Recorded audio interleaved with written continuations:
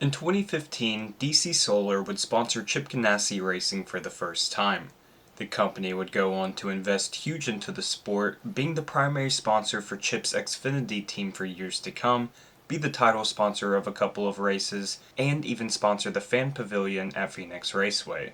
However, in just 4 short years, by 2019 the company would be exposed as a billion-dollar Ponzi scheme, halt the career of a rising star, and close the doors on Chip Ganassi's Xfinity team forever. Anyways guys, right before we get into the video, make sure you leave a like and subscribe so you never miss a video. Anyways, let's get right into it.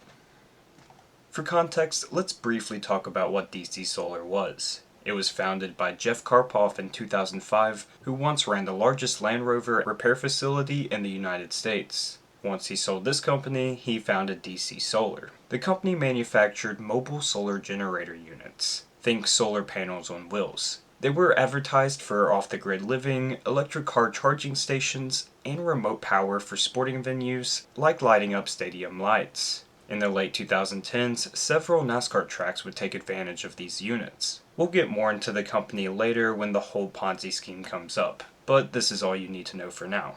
After a fallout at Turner Scott Motorsports, Harry Scott started H. Scott Motorsports, where he competed mainly in the Cup Series. He partnered with Chip Ganassi to put together a car to run all the Xfinity races in 2015 under the team entitled H. Scott Motorsports with Chip Ganassi. This is when DC Solar plunged into NASCAR.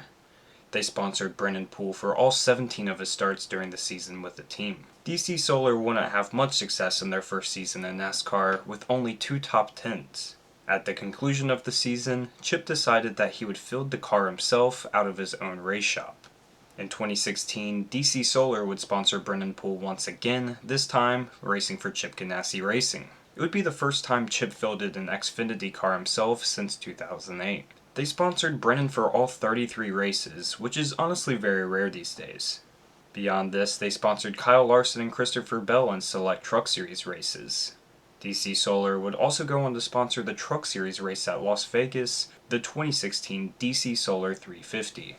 On the Xfinity side of things, there would be an obvious step up in results, as Poole collected 4 top 5s, 17 top 10s, and 8th in the championship standings.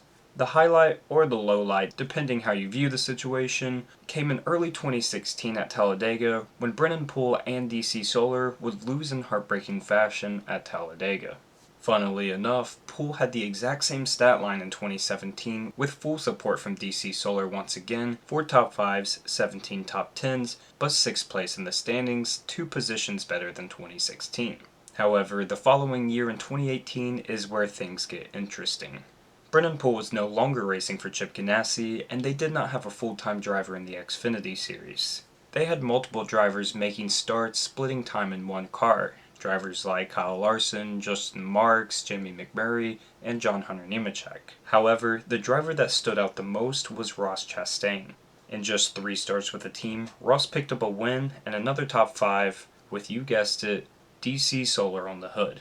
Despite this success, there was some controversy stirring in the background. During the summer of 2018, Chip had his first lawsuit on his hands because of DC Solar. But it was actually Brennan Poole suing Chip Ganassi and Spire Sports and Entertainment. Keep in mind that Spire was an agency in the sport long before they were a Cup team that would essentially connect teams and drivers with sponsorships and deal with a lot of contract stuff. Anyways, in a nutshell, Poole claimed that Spire and Chip conspired against him. DC Solar was initially Brennan Poole's sponsor, not Chip Ganassi's. Remember, DC Solar was with Poole at H. Scott Motorsports way back in 2015 and had never been a partner of Chip Ganassi before this. The initial complaint from Poole's party stated, Spire unfairly, illegally, and fraudulently procured the diversion and misappropriation of Brennan Poole's primary sponsor, DC Solar, from Brennan Poole to CGR, also a client of Spire. In one accusation, it was stated that Poole was in talks with Richard Childress for a 2018 Cup ride. However, Spire told DC Solar that the price was $15 million to sponsor the car, however the actual price was just $10 million. So in essence, Chip and Spire were trying to deter DC Solar from staying with Brennan, so the sponsor would stay as a longtime partner with CGR instead. Brennan Poole is usually thrown into the conversation with the huge DC Solar scandal, but really, all this drama unfolded before DC Solar got into massive legal trouble, so the incidents are actually separate. Despite this controversy, the CGR Xfinity team was thriving through it all. They collected 6 wins in 2018 and had a star in Ross Chastain in the pipeline. Chip knew this and immediately signed him to a deal with DC Solar on board for the entirety of 2019. However, having all your eggs in one basket doesn't always go well. This is where everything went downhill. DC Solar was a financially corrupt company. It was just around the time that they announced the deal with Ross when all of this I'm about to tell you was exposed. Just stick here with me for a minute, it'll all make sense. Since this is worded way better than I can say it, I'm going to read a quick excerpt of Justice.gov's article on the situation. Investors would buy the mobile solar generators, also known as MSGs, without ever taking possession of them, paying a percentage of the sales price, and financing the balance with DC Solar. Then the investors leased the MSGs back to DC Solar, which in turn claimed to lease them to third parties. A portion of the lease revenue was supposed to go back to the investors, and a portion would be used to pay the investors' debt to DC Solar. But in fact, when the third-party leases generated little income, the company paid early investors with funds contributed by later investors. They sold solar generators that did not exist to investors, making it appear that the solar generators existed in locations that they did not, creating false financial statements and obtaining false lease contracts, among other efforts to conceal the fraud. Since investors would buy the MSGs and would never actually see them, it was easy for DC Solar to claim that they were off leasing them to a third party, when in reality, there may have been no third party or MSG in general. In fact, approximately 94% of the revenue claimed by DC Solar from supposed third-party leasing was completely made up and actually came from new investor cash. In total, the scheme defrauded investors of over $1 billion. All of that to say, this is what a Ponzi scheme looks like, boys and girls, which is extremely illegal.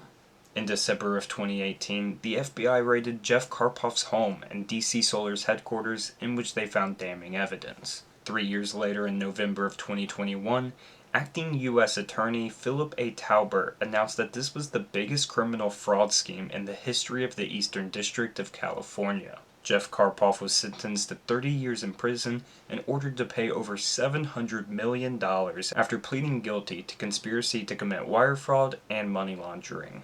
What makes all of this even crazier is the fact that Jeff was living a notably lavish and luxurious lifestyle during of this, putting on the front of a massively successful company. He had mansions, cars, he was throwing millions of dollars towards NASCAR, just unbelievable.